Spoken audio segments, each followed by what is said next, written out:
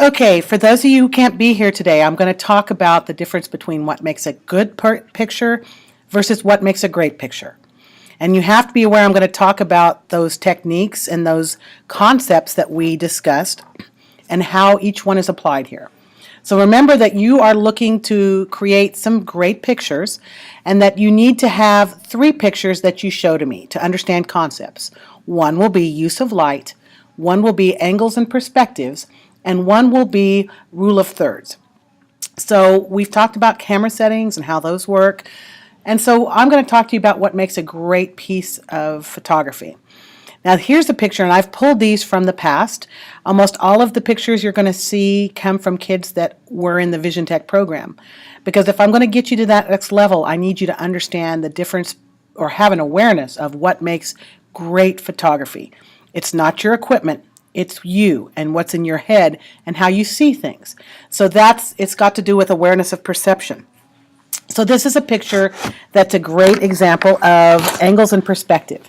So if you look, this is actually looking through the glass lens on one of the dollar horses downtown, which makes a unique angles and perspectives picture. And the focus, as you can see, goes through the glass and is upon this area here. Okay, so how could this picture have been better? Well, the only problem I have, it's a great angles and perspectives picture, is that so much of the picture, the composition-wise, is blurred. And that is not always the best thing, but it is a unique angles and perspectives picture. This is a good photograph. And it would do well as far as understanding angles and perspective. It might not do as well if it were being graded on the fact that the majority of the composition is blurred. So, I mean, that kind of gives you an idea of how Mrs. Denk looks at your pictures. I look that you understand concept, but I'm also going to look at everything, including how you framed the picture, what you put there, and how you focused the content. And hopefully that makes sense. I mean, it is not as subjective as it sounds. It's actually got some merit when you stop to think about what you're putting in a picture. Here's another angles and perspective picture. A better angles and perspective picture by how it's put together. First, it's a unique perspective. You see there's the pump, and then you see through it, but look at the focus. See, there's great detail and depth here when it comes to focus. And even though this is blurred, it's because it's really not the attention point, and you've got great use of light and a different contrast. This picture, for example, while exhibiting angles and perspective, is a better picture as far as the entire picture than this one. Can you see the focal point, how the focus is so much better and how this is less distracting? Okay, now let's look at an even better angles and perspective picture. This is an outstanding angles and perspective picture for several reasons. 1, focus. 2, content. Look where your eye is drawn. Do you see how it automatically pulls right to that yellow sign at the back? That is cool because it is framed within this unique angle and perspective, this triangular shape, and it too mimics that shape. See it? You've also got great depth, and notice that even though this is not the focus, there is still focus there. All right, so this would be great use of concept. This is a better use of concept and content. This out of the 3 would be the best example of angles and perspectives. I hope that makes you see things. So let's talk about some other great pictures. This is a good picture of this rule of thirds. It needs a little adjusting. I would have moved this leaf just a little bit right about there. But here's what the artist, the person who took it, was trying to do. This is actually right outside of our building. It had just rained, and somebody's car had leaked some oil, so there was this great oil stain. It was just beautiful. And what they did is they took a stick and stirred it up a little bit, so you got this great variation of color. And then they found a leaf, and they placed it in the oil, and they took the picture. Now that's called staging, when you add content to create a great picture, and that's legal, guys. Staging is legal, adding light is legal. To make a good picture, Staging is very real. When we go see Jim Richardson, one of the things he will talk about is how he stages some things. One of his favorite pictures of mine that he does is this picture of a ship in this ice flow. So there's this ship that's all white and gray, and it's pushing through more white. And he had someone in a red coat stand down at the bow of the ship while he was up above, and he took the picture. So among all this white and gray and blue and cold is this pop of red. And that is called staging. And it was wonderful. It's a wonderful picture. So yes, you can stage things. You can move objects. You can position them. Guys, that's what it's about. So nice picture. I like it a lot. Here's another unique angles and perspectives picture. I love this picture a lot. This is Claire Denk, actually. I just remember this picture. What do you think this is? Believe it or not, it's our lamp out here outside in the hall, our Wi-Fi lamp. But notice that you don't care that it's a lamp. Notice that what you end up seeing is angles and shapes rather than the fact that it's a lamp. And you've got monochromatic color that's lighted and varied. So you've got this nice dark shadow, light part, lighter shadow, and this circular structure.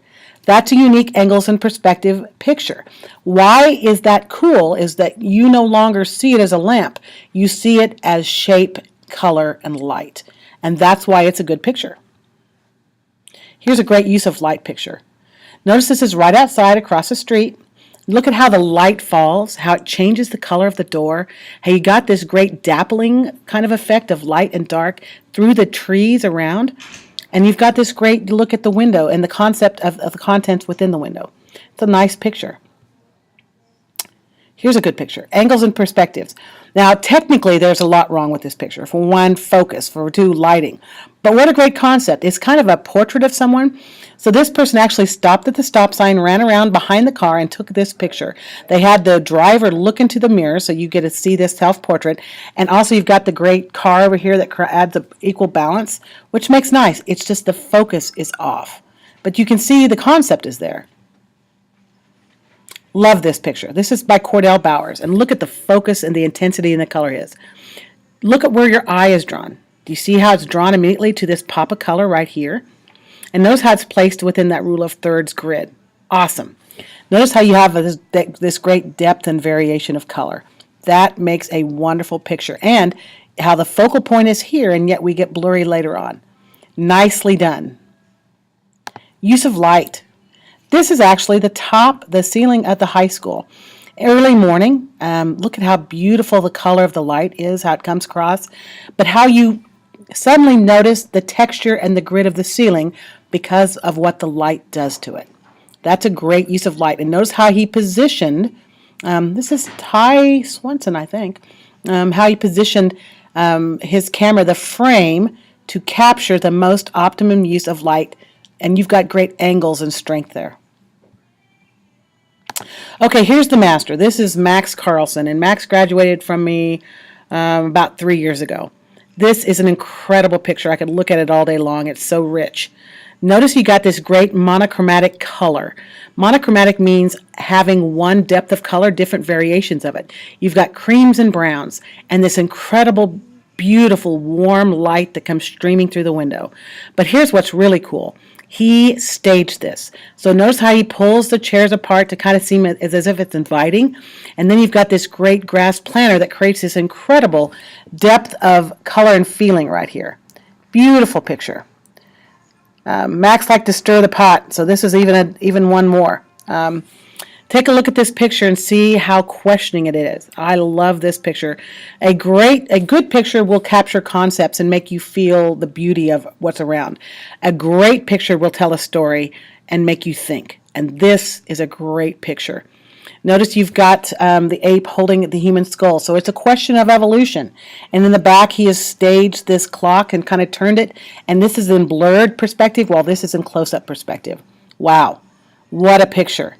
That was Max. He always liked to stir the pot a little bit, make you think. This is Amy Mullen. She took this. This is a great rule of thirds picture. Notice that your eye is drawn directly to the horse's eye, as it should be. And look at how she's placed it in the direct node in rule of thirds. Beautiful. Notice how the light falls right here. And notice the focus, the intense focus of her camera, how you can actually see the individual hairs of the horse. Really well done.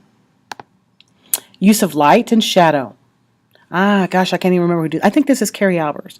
Notice where she positions it, so you got all this great depth around it, and each one of the little birds on the wire that's actually this framed is set off.